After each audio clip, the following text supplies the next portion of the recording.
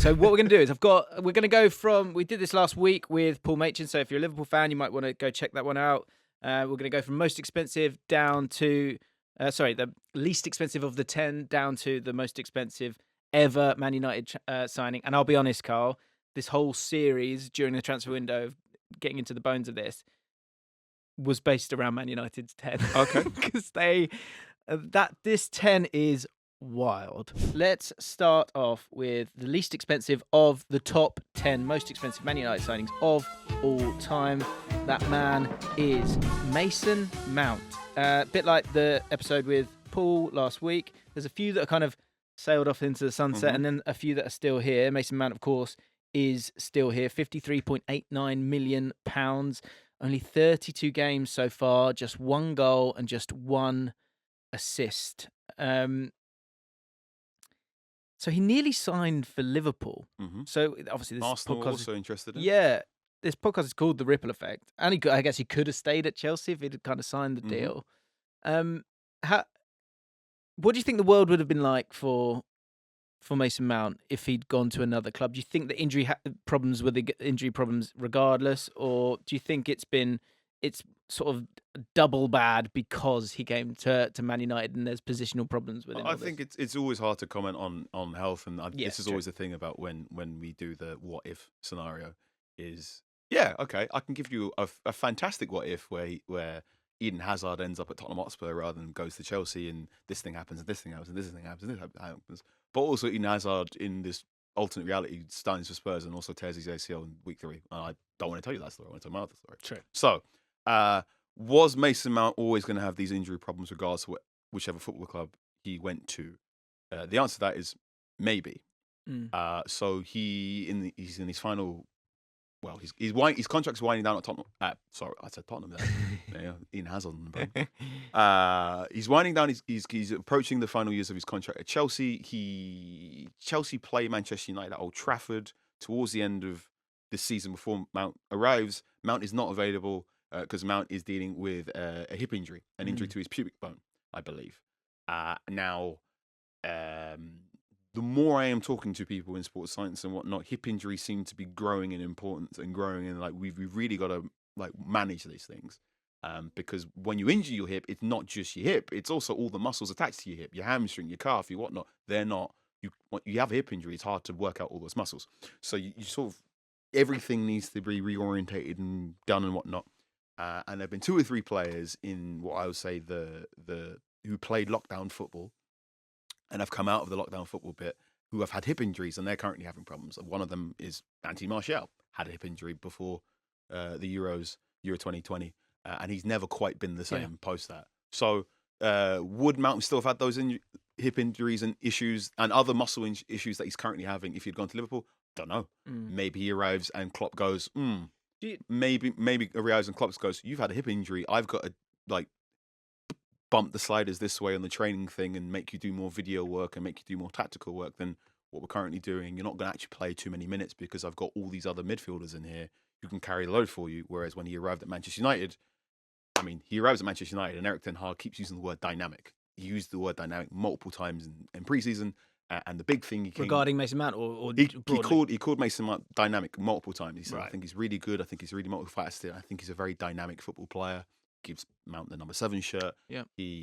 One thing that is very, very important when you look at Manchester United's disaster of last season was that towards the end of the pre-season tour, Erik Ten Hag said, we want to turn Manchester United into the best transition team in the world. How many times did we hear that sentence? I'm really... No, it's fine. It has to be said. Partway through the season, one of the commenters in the Athletic said, what's going to happen more? United keep conceding on counterattacks, or you keep bringing up this quote from Erik Ten Hag? No, I don't mean it, but everyone, it was something to kind of, because it's such a strong statement. It's such a strong statement, and I wasn't on pre-season tour, but I do remember as the league was starting up, a member of club staff went, well done for picking up this quote, because this was something Ten Hag really wanted people to know. Oh. So I wasn't on tour, and that quote when he was initially said didn't get written about too much because obviously tour, all these things go in the United States, and I was like, I'm going, this is the most important thing he said on tour, in my opinion. And someone later went, it was. Now I can just about see and I'm sure you do this when QPR buy a player where you're like, I can see why the staff at QPR wanted to buy these people. Yeah. Or I have this talk a lot with people in the data team at the Athletic, or I have this talk a lot with my great friend Alex Stewart about how sometimes a Premier League club buys a player, and I go, I know exactly what you punched into your database to end up with that player at the top of your shortlist. Do you know, we did, so I was on Sky on Saturday and we did hit or miss. Will this be a hit or miss? Mm-hmm. And it ended up being all hits because they all went, well, no, I kind of get it and it makes sense and he'd fit the system, blah, blah, blah. So, yeah. Yeah. When Southampton bought Paul Onachu, they've bought a 6'7" player from the Turkish league, and I went, okay, blah, blah. And I did some tinkering. I looked at some of his statistics, and one of them he came up really, really high. I went, right. Someone at Southampton plugged this into the database. So we kind of did that. And Paul Turner came out number one. I went, could we do a deal for it? I went, I know exactly what they typed in. We put him forward for a few transfers, and we sort of created this phrase, Onawachu coming at you. Yeah. But he didn't. And I think the Mount deal didn't make sense for me at the time because it was very clear going into 23-24 that United needed someone to play next to Casemiro. So, yeah, because that was going to be my question. Like, I think with Mount, it's one where, like, what did you say at the start with Mount? Because there was this feeling of, what about him and Bruno Fernandes? How are you going to fit those two together? I went, well, it very much looked like they needed a Christian Eriksen upgrade. And the Mount, United get linked to Mount, and then they get quoted this sort of 40 million plus price point. And I do remember tweeting going, I said that's a little bit too rich for my blood. I think Mount's a great player, but you consider the needs of the squad, which was they needed an actual 8. And I thought Mount's best position is this quasi 8 pushing up into the 10, or actually as a 10. I think Mason Mount's a fantastic football player. I think he's a phenomenal, or has been phenomenal for England in the past, but perhaps hasn't hit the heights post Euros 2020. Actually, probably his best days have been on either at 10 or ended up on the right hand side for Chelsea as well. So there was that. I was like, okay, Erik Ten Hag's bringing Mason Mount. He's going to turn him from this player into a more deep line box to box player in a midfield 2 next to Casemiro. And it's like, okay, but also you have the thing of you doing your research in Mount and you go, and he's doing really good in these metrics and he's really good at these things. I'm like, right, I could see what someone at Manchester United or someone at a football club like Liverpool or like Arsenal would have typed into the machine going, find me central midfielders who are good at X, and Mount would have come up really high. Yeah. But Mount to United never quite made as much sense as Mount to Liverpool, because it would have been a midfield 3, and never made as quite sense as Mount to Arsenal, when it would have been, well, in my mind, what I thought would have been Mount and Declan Rice. And I think Declan Rice's superpowers, as it were, a little bit different to Casemiro's. You can actually go into Tifo, and I've got a video, I'm wearing a lab coat, going, Mason Mount's in his last year, he might leave for Chelsea, where could he end up? And I explain all the things that Mount's good at, and I explain all the things Mount's not so good at, but I don't go, here's what he'd look like at Manchester United, because I just hadn't had that formulation. I think Mount's a very good example of, again, what someone commented on the Athletic page of, we've got some great commenters on the Athletic. We've also got loads of commenters that call me Carl Anka, but okay, fine. But every now and again, journalism there. But every now and again, someone comes through, and I go, "That's so good. I'm just going to start using this loads in my copy, and I'm going to cite you. But this concept is really good." And this person, and forgive me, I've forgotten their name.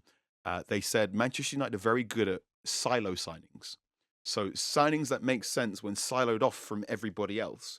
But when you look at what the squad is, and you look at what the squad needs, it doesn't actually connect with all the other bits. Yes. So Mason Mount. God, yes. Mason Mount, very good football player, phenomenal off the ball work. Yeah, good incredible, age, Premier League proven, incredible above shoulders intelligence. Mount is one of the best at recognizing, at spotting an opposition team's pressing scheme, and he's incredible at changing pressing schemes within a game. So Mount can go, I'm pressing the man, I'm pressing the man, I'm pressing the man. Oh, I got to press the zone within the same run, and coaches adore Mount. There are so many coaches when they talk about Mount. They love him, and already Amarin's gone, I love this guy. Yeah, he was great. But also, unfortunately, Mount in connection to everything else going at Manchester United, I don't think Mount fits into Man United's best 11. I just don't think the last time I saw him was the Everton game, and I did a video on it afterwards because I was watching. I was going, yes, you can put him on that right-sided 10, but he's never getting the ball because Bruno Fernandes is the route of traffic at all times, and he doesn't want to pass the ball to Mount, and there's someone in between the two of them anyway. Mount at United is full of yes, but to which, of course, when the deal gets done, the thing you as a football fan often do is, I'm not quite sure about this signing, but I'm going to trust the other people who work at the football club have a plan behind this. And one argument was, well, isn't Mason Mount the beginning of Manchester United going from having a good 11 to going having a good squad? Right. If you've got a player of Mason Mount you can bring off the bench, that's really good.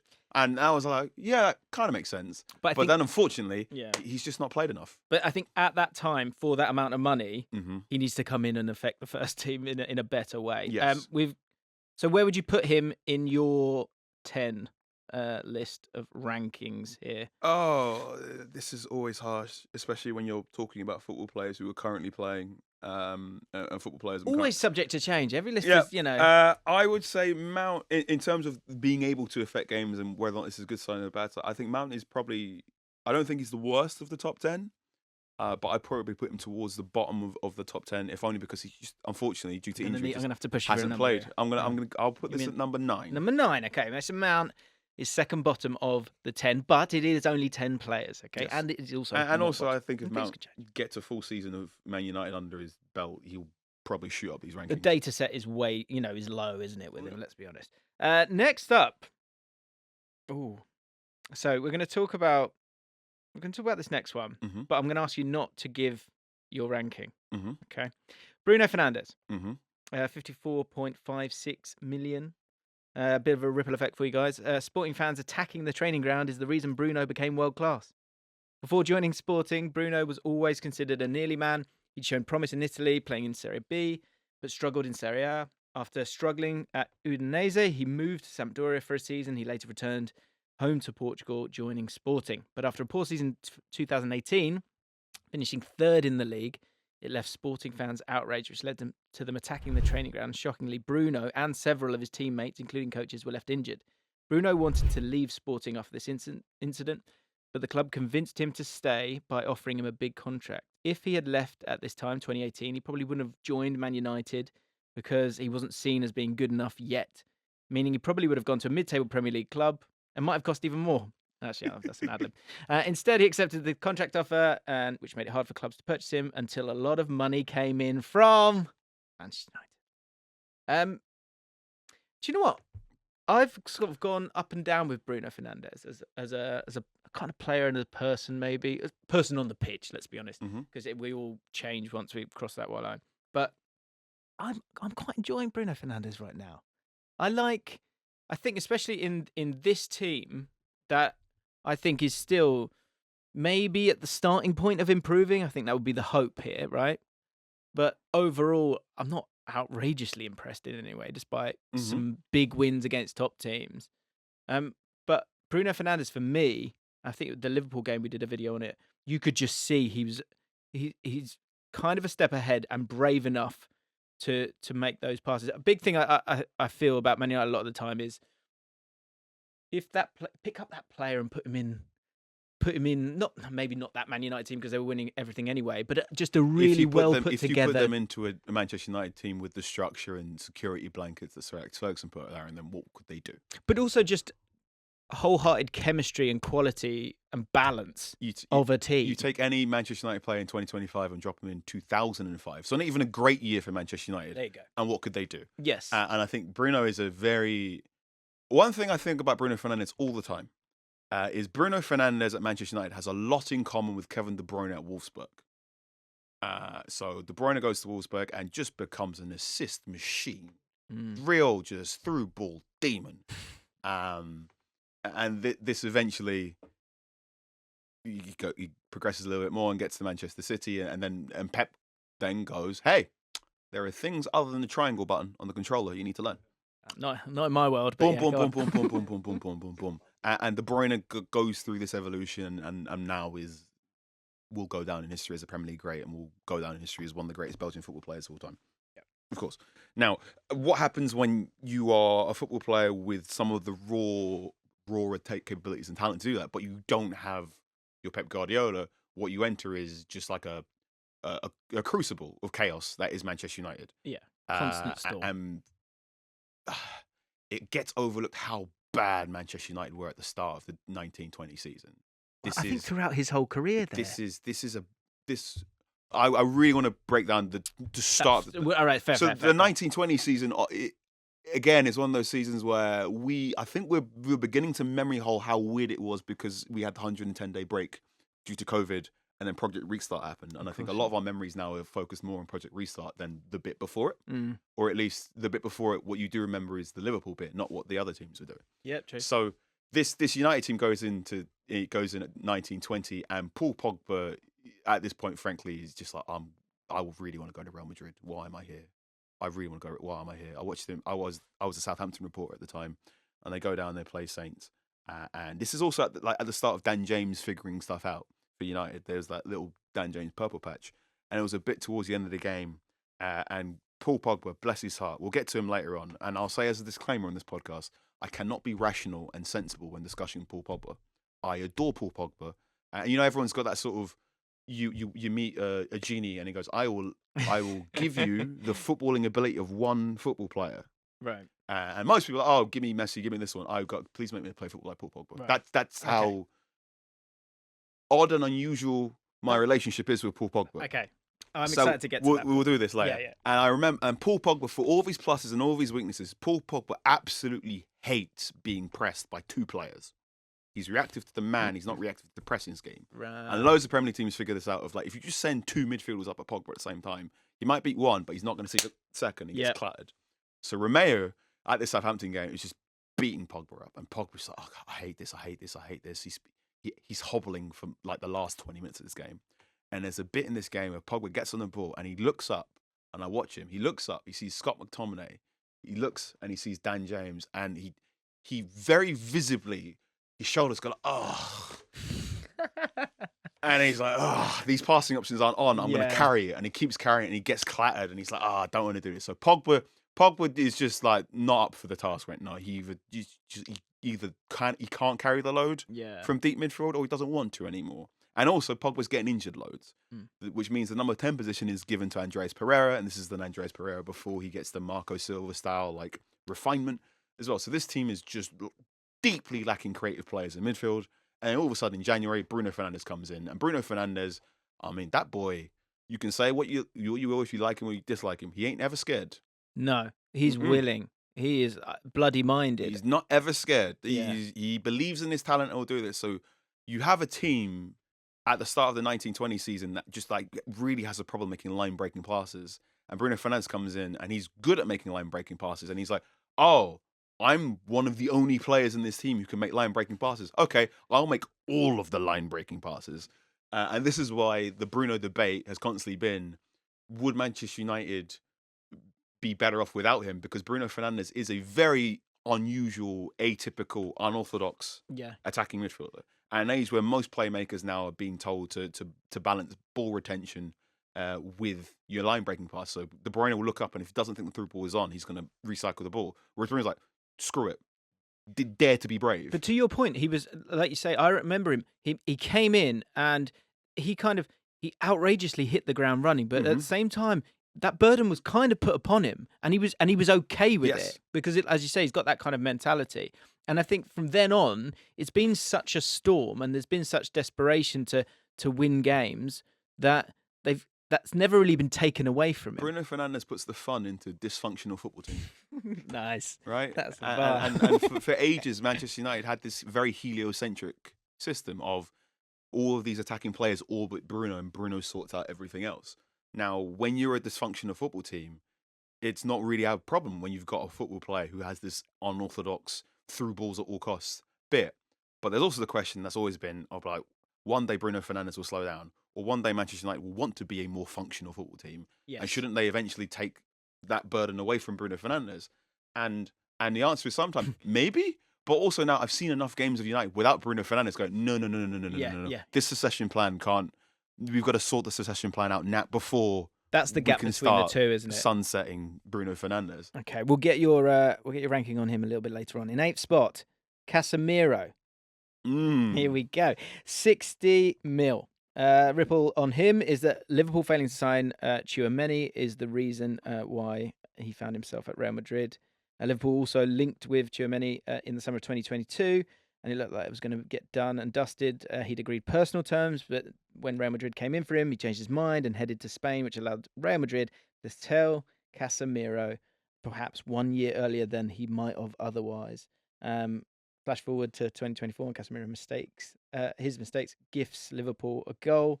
But would he even be at Man United had Tchouaméni gone to Liverpool?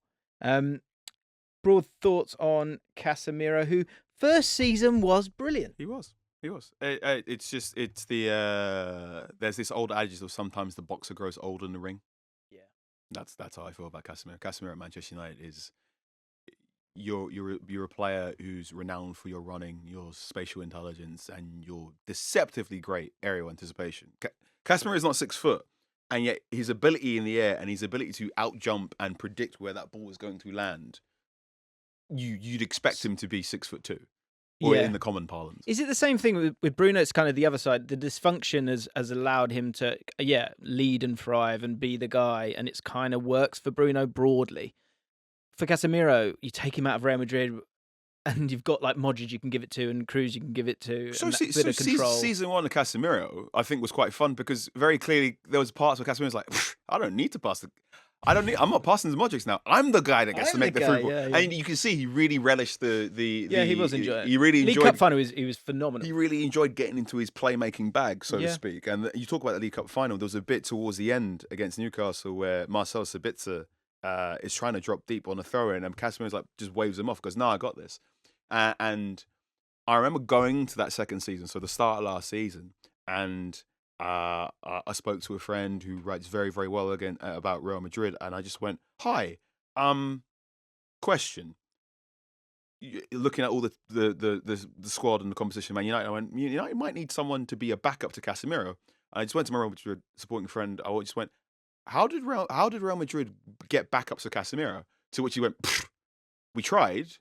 Like we got Llorente in for a little bit, but also it's really hard being a Casemiro replacement because this is a guy who watches Scout ferociously, spends loads of time looking after his health and his body, and also has that sort of Wayne Rooney body type where there's been question marks over his sort of He has a Wayne Rooney body type where if he misses games, his first touch can rust up a little bit. And like Ten Hag alluded to this a little bit about how like Casemiro actually wants to play loads of football. He doesn't actually want to be rested for a League Cup. Casemiro is one of those players who, at least at Real Madrid, would play the majority of minutes, didn't want to get rested for cup games because there was a belief between him and various managers of he can lose his first touch or rust up a little bit and whatnot. And also understand for Casemiro, like, no, I want to play all the time. So Real Madrid tried getting deputies for Casemiro, and then those players were very much like, well, I'm only going to play like 500 minutes, so I'm going to go elsewhere. Llorente eventually goes over to Atletico Madrid and now becomes the more box-to-box player, So I wrote a piece in the lead up to the start of last season. I said the Casemiro conundrum of how do you get a deputy for a player? How do you buy a defensive midfielder and go, hi, you're going to play 600 minutes because Casemiro is going to play all of the minutes and it's going to be really, really good. And even if Casemiro is like a smaller game, Casemiro still want to play or whatnot, because no one foresaw Casemiro getting that injured last season. And I think no one foresaw Casemiro declining in the way he did.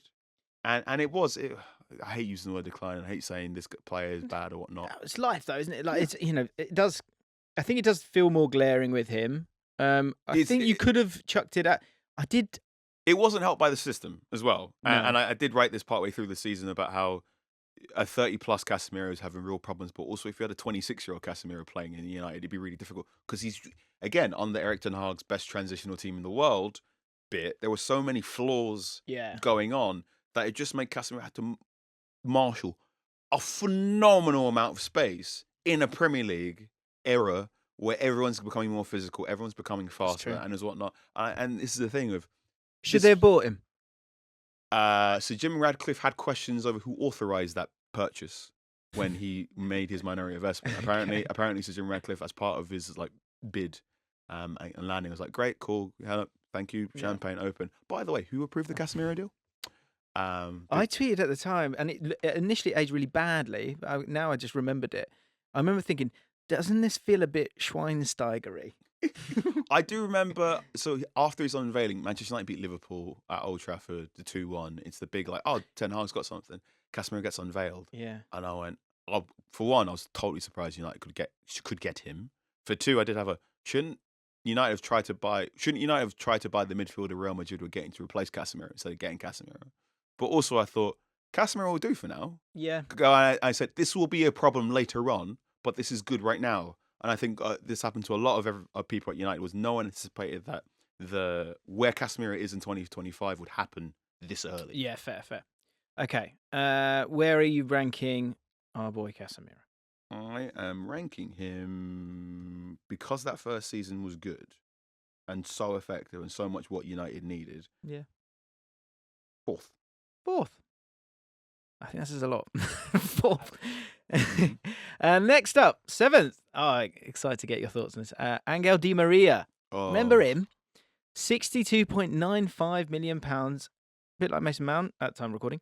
Only 32 games, 4 goals, 11 assists. Quite a few assists there. Oh yeah. He had a little phase where like the shanked cross. Oh yeah. Yeah. He the main quote here is that his wife said Hates that Manchester was a shithole. Yeah. And that was kind of part of it. Yeah, had a great 2014 World Cup. They got to the final, and yeah, I think people were excited about him. He ended up more Veron than. Have you read Angel Di Maria's Players Tribune article? I haven't, no. So this comes out around about 26. It comes out 2018, and it describes the 2014 World Cup final because Di Maria's injured for that. Oh, is he? He's carrying an injury. I'm trying to remember. Oh, right, he plays, doesn't he?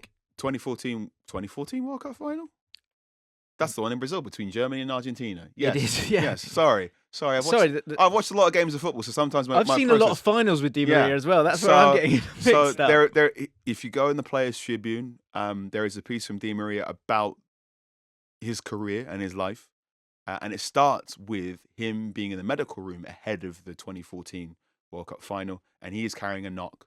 And the Argentine doctors are like, we can give you a painkilling injection for this game to give it a go. And he's like, and going, well, like if there's even a slight chance I can play for Argentina in this final, I'm going to take it. Yeah. And he tells the doctor, I want to take this. But just before the game, he receives some communication, and he describes it in this piece, and maybe you can look it up now and read it out. But he gets communication from Real Madrid, and this communication tells him words to the effect of, we hear word that you're interested in taking a painkiller injection. We don't want you to take it. You are our asset, and we'd like you to not be injured or risk injury because we intend to sell you to bring in James Rodriguez. Right. And it's this big...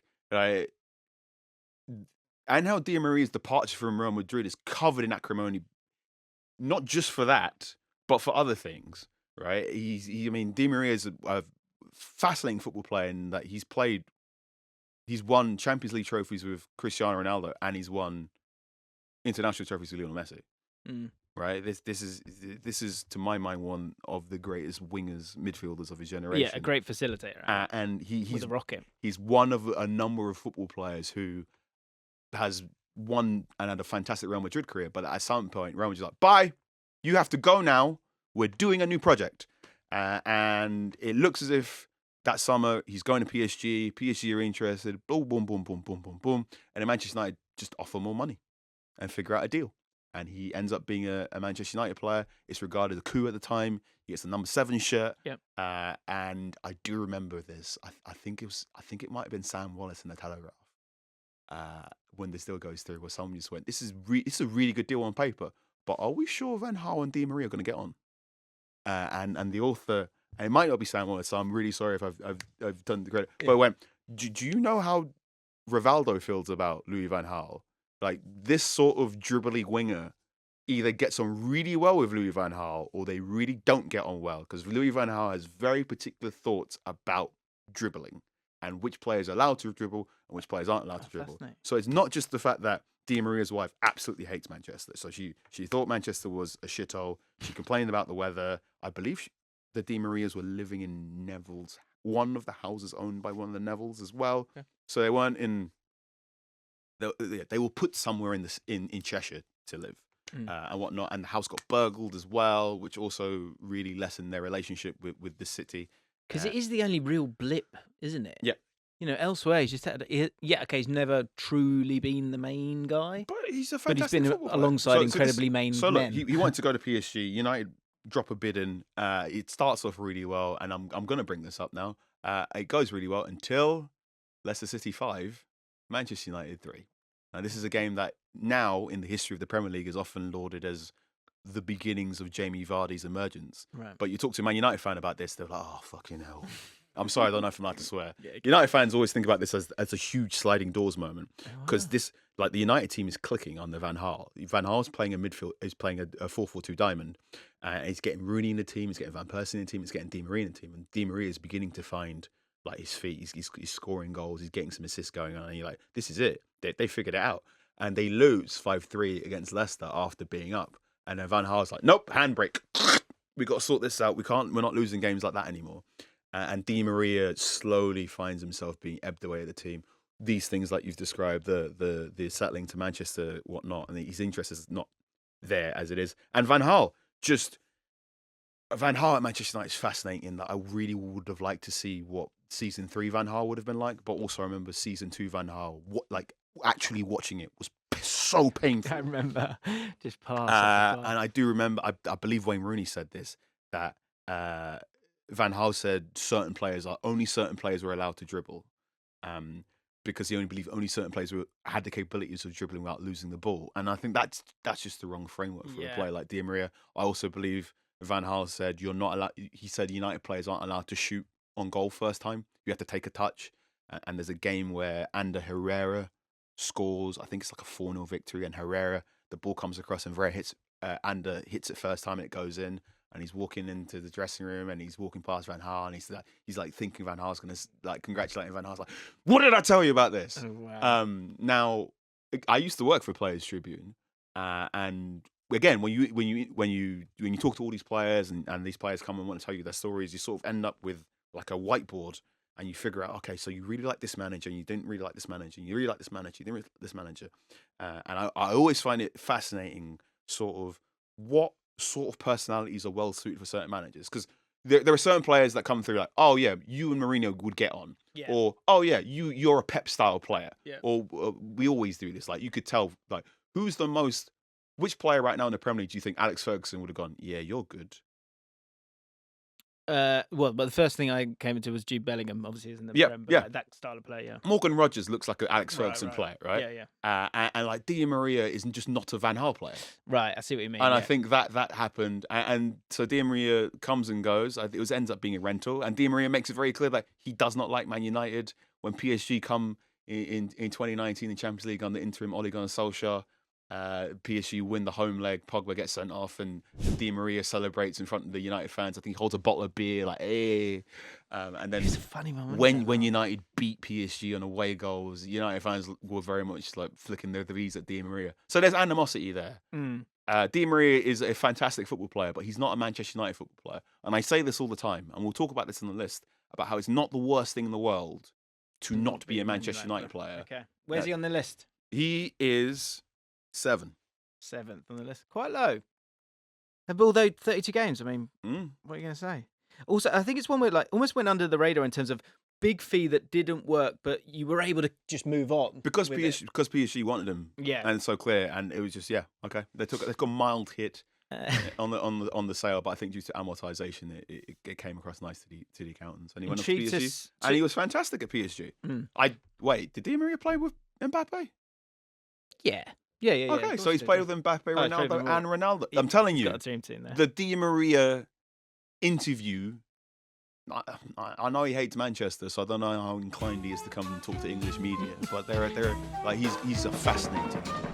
Rasmus Hojlund next up, 62.95 million.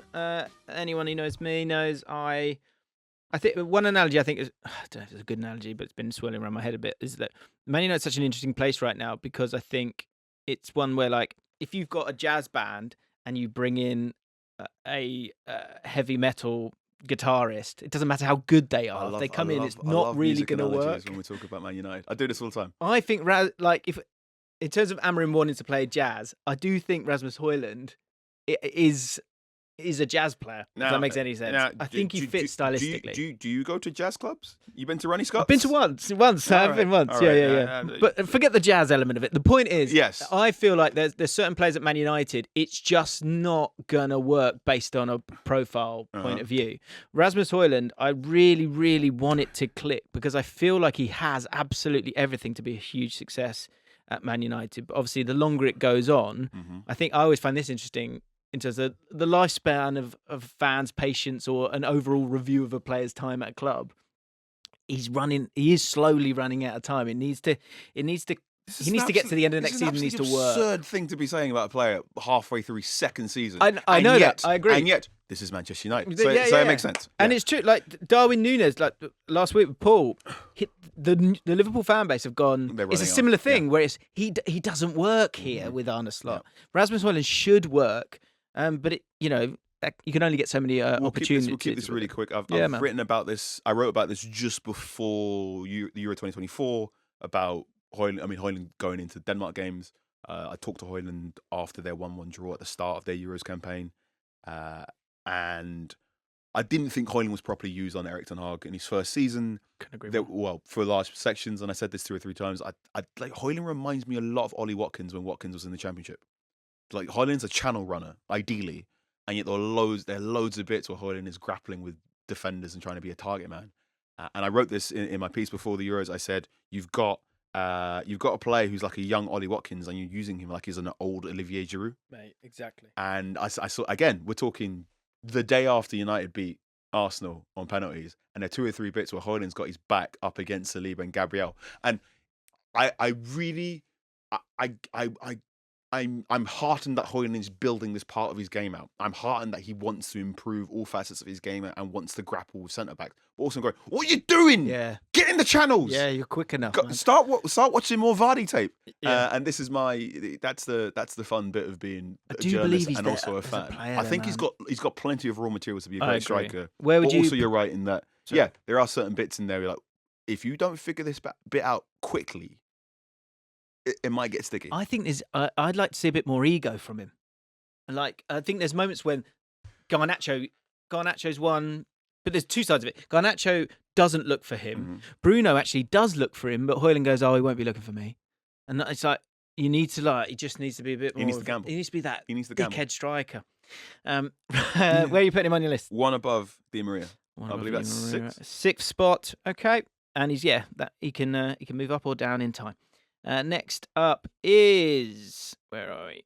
Romelu Lukaku. This is why I wanted some space. Another football player, and I absolutely adore. And sometimes I called Lukaku. I've called Lukaku my son multiple times watching games of football, and I'm like, that's my son. Watching the 2018 World Cup in particular. I also wrote a big piece about Lukaku partway through the Euros, saying this is Lukaku. Lukaku's like a man who's coming unraveled in time. Because it's really weird for a player who's scored so many goals to not be loved by any fan base other than maybe Everton. It's really weird. Yeah, Kai's an Everton fan. Yeah, your mic's not on, Kai. Sorry, mate. And like when Lukaku, the thing about Lukaku, and the thing that is heartbreaking to me as someone that likes Lukaku, is that he works so hard, so hard. And he has come from such hardship to forge himself into one of the best strikers in the world. You see how I slow down when I say that? Because I know people are going to be jumping on my phone. No, he's not. So Brian Phillips is one of my favourite writers. He writes for The Ringer. And if Brian Phillips writes an article, I actually stop what I'm doing and I just read what he does. He did a fantastic World Cup goals series in the lead up to the Qatar World Cup. He wrote a brilliant article on The Ringer on Maradona. He tells some of the funniest jokes in his pieces. I remember him. The way he describes Johan Cruyff is the best way you want to describe Johan Cruyff. And he once wrote a piece about Jimmy Butler, the basketball player at the Miami Heat, and he said Jimmy Butler is the greatest basketball player, in that you go, Jimmy Butler is world class. No, really, he's world class. And I completely nicked this to write a piece about Lukaku when Lukaku was at Inter Milan the first time. about so Lukaku gets in a little run where he scored like 11 goals in 10 games. And I went, Lukaku is one of the greatest really strikers or no really football players we've got in Europe. Because I go, Lukaku's world class. No, really he is. Like if you look at all the stats, you look at all the goals. Yeah, you he's can't done leave it. But then but the problem, the bits heartbreaking is when the lights are super bright and it's on the biggest games and there's so much focus and there's all this, Lukaku has failed. And I'm not going to say he's failed. So you've got, and I think about this, when Belgium are getting knocked out of the Qatar World Cup. I was there. Lukaku is not fully fit. It was wild. And he misses 3 or 4 chances. Yep. And you were there. The BBC coverage is Didier Drogba, Alan Shearer. No. And they have it's a very, very weird, we talk about the goalkeepers union. Yeah. There's also a strikers union. Sure. And the way Drogba and Shearer are talking about Lukaku missing these chances, I think, please forgive me, I'm kind of paraphrasing, but they're going, I don't want to be too harsh on him because he's not fully fit, but he has to be doing this. Yeah. And this happens to Lukaku so many times. You think about the Champions League final against Manchester City. His overall record in the Premier League as well was a talking point. I've spoken to a former Premier League winner about that chance in particular, the header against Ederson, and I'm like, well, it's a good save from Ederson, and he's like, no, Lukaku has to score that. I'm going, but how? And he goes, so this is the difference between you or me as a civilian and the greatest strikers of all time who wins these things. In that, when that cross comes over, you or me are going, I got to get this on target. Whereas your Benzema's, your Lewandowski's, Michael Owen speaks about this. Yeah, go, I need to do everything impossible to maximize my chance of scoring. I'm putting this in the corner. And when this cross comes in, Lukaku's header is so much, get this on target. Yeah. And the unfortunate thing for Lukaku is, for a very considerable chunk of time of his career, Lukaku was going, I am one of the best strikers in the world. I do not get the credit I deserve. Please understand I'm one of the best strikers in the world. And yet when the moment happened for him to prove it, he couldn't do it. And this is why I think the football consensus turned on him and went, actually, you're crap. And no, you're not. Do you know, that's a great, because Drogba, you spoke about him there, that's Drogba's goal scoring record is not on Lukaku's level, but it's the opposite. Yes. He scores in the finals. And Carragher was talking about it recently, like that's enough to wash away everything Frank Lampard says when the corner comes in the Champions League final against Bayern Munich, Lampard's like, oh, I might go for it. And he just hears Drogba from behind him going, mine!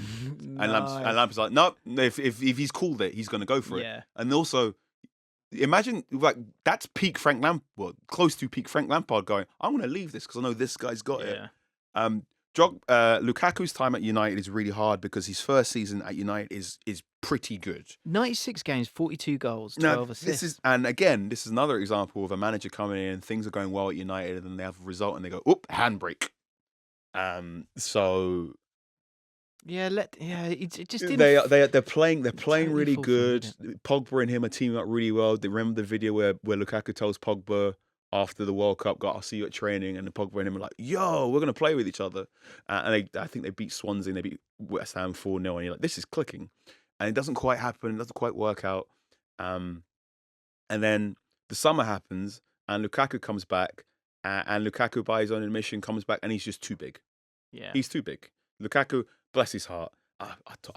I'm sorry if it comes across like I'm talking about like my younger brother, but I really have a fondness for Lukaku. You can speak with kindness. Nothing wrong with that. He comes back in his second season and he's way too big. He's just way too much muscle weight, way too much gym weight. He admits this partway through the season that he's not the first to do that either. It was too much. David Beckham did that. It was too much gym work, and this is when the Lukaku plays football like he's wearing Timberlands jokes come through. This is where Lukaku keeps miscontrol.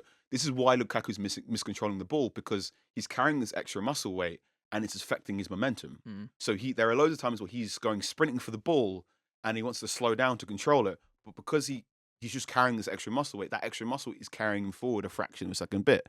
So this is why he's like, oh, he's miscontrolling this. Partway through the season, which is 18-19. He says he had to change his diet, so he ate less red meat. He starts eating more fish. He starts slimming down. But also, what we would only find out when he goes to Inter Milan is he has a dietary problem. So he's not losing the weight in the way that he wants, and he can't do it as quickly as he wants. Which is why when he gets to Inter Milan and they give him the old analysis, they're like, "Oh, you have a dietary issue. Here's how you can lose the weight quicker." And this has also been a thing when Lukaku's in Italy. I do believe that one of the, Italian football, when you're not playing well, the old guard in Italy really like pointing out your money and your weight. I think it might have been Capello said he weighs more than Sounds like Capello. he weighs more than 100 kilos. He can't play football like this. And it's that thing of, yes, he may be looking a little heavy right now, but he's looking a little heavy right now because he's actually quite hard for him to lose weight. Gibby, we're going to have to race through a few. So Lukaku, one above Hojlund. Fifth. Yes. Lukaku is fifth. Right. Next, we might have to put these together. Mm-hmm. So in fourth spot, let's put a few together and we'll get your thoughts and feelings. In fourth spot, in terms of expense, the transfer fee, 72 million for Jadon Sancho. In third spot, we've got Harry Maguire. All right, Sancho, 73 million. Sancho, let's put him at eighth. At eighth? In that. And why is that? I mean, there's an alternate reality where Jadon Sancho arrives this season early, the summer of 2020, and United have paid 125 million for him, and he turns up, and maybe it works. Maybe it works. There was a bit of a theory that like you'd lost the excitement of the transfer because you've been waiting so long. Yes, and also I think it's very hard to discuss Sancho's arrival and bedding in at Manchester United without also remembering where it was meant to be. Say Sancho's here. He's a crown jewel of this transfer window. It turns up Cristiano Ronaldo. Yeah. And I remember. So United play Leeds. They absolutely blow Leeds away 5-1 at the start of the season. You're going, ooh, I don't know if this Man United team is good enough to win the Premier League, but they're going to be really fun. Paul Pogba gets 4 assists, and the front three is clicking, and it's all looking really, really good. And I remember in November 2020, I talked to Ole Gunnar Solskjaer. I was very young as a Man United journalist, and I said words to the effect like, what's the plan? Like what do you want this United team to be? Right. And Ole, in the way Solskjaer is very good at press conferences, went, how long you got? And then gave a very good answer about what you want Manchester United to do. And I sort of wrote it all up, and I went, this sounds like he wants to turn United into the 07 to 09 team, right? Where it's a very fluid front three of Rooney, Ronaldo, and Tevez. And then right at the start of that season, so they beat Leeds, and I'm asking him a question about United's forward options, and he said the only fixed number 9 we have right now is Cavani. Sancho was on the bench for that game, and he goes, only fixed number 9 we have is Cavani. Do you remember when we had Rooney, Ronaldo, and Tevez? Is this? I was the Brooklyn Nine-Nine gif. Vindication! Yes, I guessed what he was trying to do, and I really think Solskjaer was trying to go for this very fluid front three of Sancho and Rashford and Martial and others and Pogba, and they're all going to do this. And then Ronaldo arrived, and that changed the plan. Right. So you couldn't say no. So they didn't want to say no in the moment, and then Sancho just got lost, and there was injury problems, and Sancho's lack of explosive pace meant that his viability in a team like Manchester United was not as good. Also, the fact that extra season he played at Dortmund saw him begin to play more games on the left wing rather than playing on the right wing. And then he gets to Manchester United, and United have one fullback who's good at overlapping runs, and he's Luke Shaw. And if you're Sancho and you lack pace, you need someone to offer more overlapping runs. So then the season gets all screwy. And then he just didn't. Him and falls out, doesn't he, Ten Hag? And then him and Ten Hag just were two very different personalities that understand each other. So unfortunately, yeah. Okay, in third spot, Harry Maguire. And I think Harry Maguire's third spot on my list. 73 million. So he's 73 million, figure rising up to 80 million. Is hung in there any, Gary? 80 million at the time, but inflation and things like that. Harry Maguire is number 3 in my list of this thing's work out. And your ripple effect is interesting because it's actually something I am quoted as saying in The Ringer when the deal went through. Oh, really? Yeah, it's not a ripple effect. It's actually something that I went, this is why Harry Maguire cost 80 million. Which was that Liverpool signing Van Dijk is the reason that Harry Maguire is third on the list. In January 2018, Liverpool spent 75 million on a centre-back. What was your exact quote? Can you remember? My exact quote was if Virgil van Dijk was going for sale again in that summer, he'd probably cost up about 120 million. So it's not actually Harry Maguire was better than Virgil van Dijk 75, but also it's like a percentage of what a Virgil would go for. The 80 million makes sense. This is something we see quite a lot. This is something we've seen multiple times since 2017, where look, I'm 33 years of age. For years and years and years and years, Zidane going to Real Madrid was the most expensive transfer. and then it got broken by Kaka and then Ronaldo, and then for years and years and years, Ronaldo for 80 million was the most expensive, and then we just saw loads of bubbling transfers underneath. And I remember this very, very clearly when Kyle Walker went from Spurs to Man City. Kyle Walker was the most expensive fullback in Premier League history, if not in world history, and everyone went 50 million for Kyle Walker. That's ridiculous. 50, and it was like, how can Kyle Walker be the most expensive fullback? And it was the thing, because fullbacks weren't that expensive at the time, but fullbacks were growing increasingly important to football because we're clogging up the middle, and the wide areas then became really important. And my friend Daniel Taluk, we do a football podcast called Talking Tactics together, went, we've never, it's really, okay, I can see why you're annoyed that Kyle Walker's on 50 million, but also, we've never seen what 50 million worth of fullback is. Yeah, so maybe this is the market reorientating itself. So then Kyle Walker goes for 50 million to Man City, and he's a success at Manchester City. And then Ben Chilwell goes from Leicester to Chelsea for 50 million. And he went, 50 million worth of fullback now is you are good in one direction. Right. Wan-Bissaka goes from Crystal Palace to Manchester United, and he's a very good defender. And you're like, it's not to be a 50 million fullback, you are the greatest fullback of all time. It's to be a 50 million fullback, you are outstanding either going forwards or going backwards. And that was the market reorientating itself. And I think this was what, like, Maguire is the unfortunate. Yes, he's an unfortunate. The market value of centre backs has drastically changed post Maguire, but because Maguire was the first one to go for 80 million, we're like, what? Whereas now, Josko Gvardiol went to Manchester City for 60, maybe 70 million. And there's a lot of those pairings. That's maybe a podcast series. You know, like we're speaking about Haaland, then you go and get Darwin Núñez. It's that same kind of. There's a lot of that knocking about, timings, everything. You put Maguire in third spot. And so I didn't ask for your ranking for Fernandes, but we've got our final two. So you've got Fernandes in number one. Forgive us for rushing a little bit. We've got the rugby pods on its way in. So I do want to just finish off your list. Your final two in terms of the most expensive transfers in Man United history. In second spot is Antony for 80 million. And the most expensive with 88 million as the transfer fee is Paul Pogba. So the final word on Antony. Antony will keep this very, very, very short. When Ole Gunnar Solskjaer was the Manchester United manager, the scouts had Antony in the system, and they're like, he's got these certain capabilities, but we don't think he should be worth 60 million. There was also, at the time, United did need a right-sided player. Rafinha apparently came up in one of their shortlists. And maybe Rafinha, and it was like loads of comparisons between Rafinha and Antony at the time, and also Barcelona were looking at Antony and Rafinha at the time, and I believe Jordi Cruyff, who was a sporting director at the time, said Antony might have more talent, but Rafinha has greater defensive output, so we're going to go for Rafinha as well. So Antony at the time was regarded as a very, very good football player. Yeah. So when United did make United lost 4-0 to Brentford, they go out and get Casemiro. They also very much need a forward. And then they go in, they perhaps went, okay, well, let's pick up our Antony interest. And Edwin van der Sar, who is the sporting director of Ajax, you can find the quote. He's talking to Laurie Whitwell at The Athletic, said, we didn't want to sell Antony that summer, but when the fee hits a certain point at Ajax, the player has to go. And we just challenged United to go as high as they could. And that's that, right? Just give us a number. And the number is 86 million. And now Antony's a Manchester United football player. And all those PSR concerns there. And when you talk about Paul Pogba, I think it's very good you've waited right to the end for me to talk about Paul Pogba. So I'm just going to keep it super short. When Pogba signed for Manchester United, I walked in the office. I was working at a company. I walked in the office. I dropped my rucksack. I went, hi, everyone. And I just dabbed. I was so happy when Pogba arrived. You'll never lose love for Paul. I'll never lose love for Paul. But I will say there is a very, very interesting moment. And I think about this all the time. I've raised this all the time about Paul Pogba.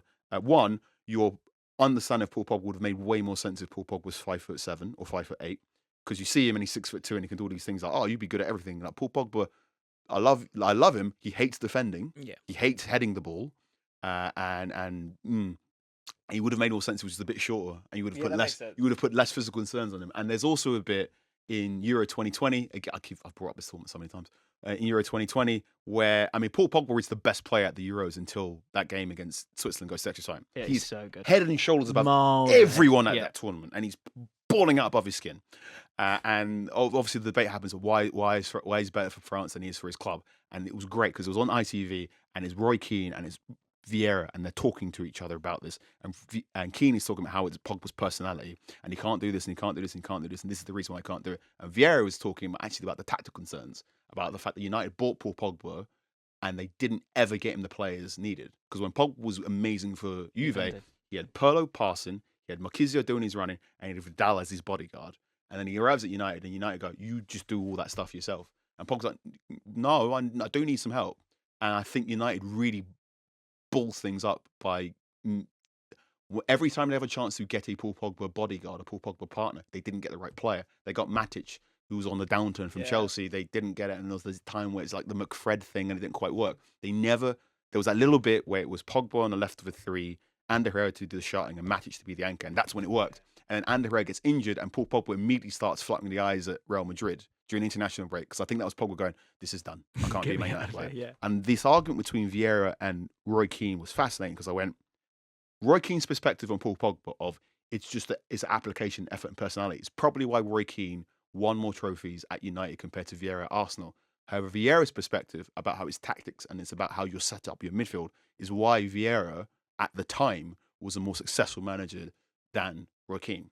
And I think your perspective of Pogba is based on loads of things. And I will tell you, I'm inherently biased because I love Paul Pogba in a way that just does not make sense. It makes me a deeply irrational person. I should be a more subjective, rational thinker when I look at football, and I should have less bias. I'm just telling you right now, I'm so heavily biased for Paul Pogba, and I want him to do good things. And when people are mad at Paul Pogba, I might leave him alone. But that is very quickly my Paul Pogba diatribe. Brilliant player who wasn't given the correct setup around him because United didn't understand what sort of player he was. Because he's also a really hard player to figure out. And I also think towards the end, in Pogba's, to criticise Paul Pogba, I mean, Mino Raiola was always a very particular character in world football, and you get the sense that Mino was doing things because Pogba wanted them done, but Pogba didn't want to do them himself. Because Pogba, and as much as I love him, Paul Pogba was a very passive-aggressive person. And I think at a football club like Manchester United, you cannot be passive-aggressive, especially when you have those managers coming through. Jose Mourinho is the sort of manager who respects you more if you tell him to F off and push him. Whereas Paul Pogba might not want to have done that, but might have done other things that meant that weird quasi-civil war soured. What they probably should have done is have a big scrap. Carl, thank you so much. There are large men outside this room. It's fine. I used to play rugby too. So thanks so much. Go check out Carl. Links in the description. A whole podcast with Julian Laurent about Paul Pogba. So go check that out as well. We're off. Bye-bye.